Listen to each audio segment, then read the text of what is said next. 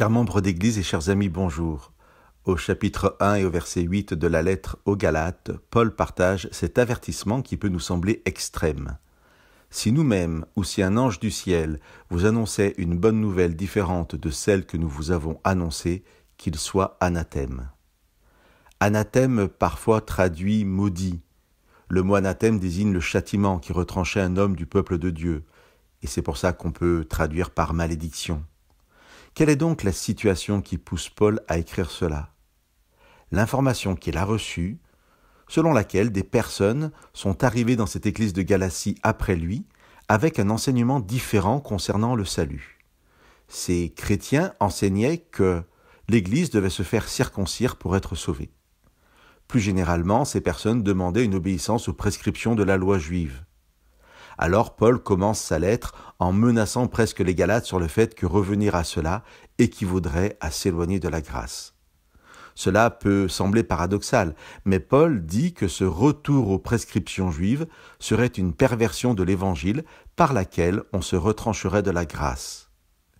Mais quel est donc cet Évangile que Paul a prêché ? Pour répondre de façon concise à cette question, autant lire comment Paul résume cet évangile dès le tout début de sa lettre.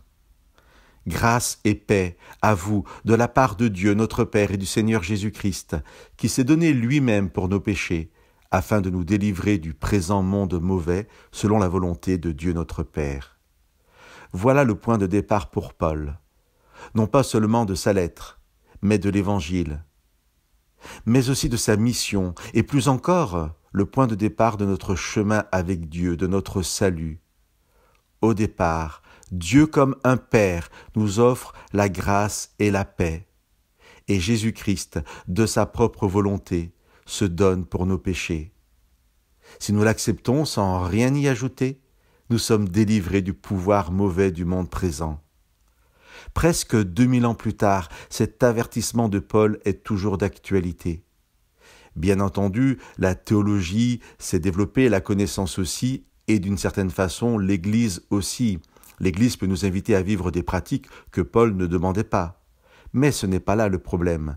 Le problème est que nous ne devons pas, même 2000 ans plus tard, ajouter quoi que ce soit à l'Évangile, comme étant nécessaire pour notre salut. Aujourd'hui encore, nous devons entendre ces paroles de Paul pour nous personnellement. Recevez la grâce de la paix si Dieu est votre Père et si vous croyez que par sa mort et sa résurrection, votre Seigneur Jésus-Christ vous a délivré de tout ce qui n'est pas de lui. Que Dieu vous bénisse.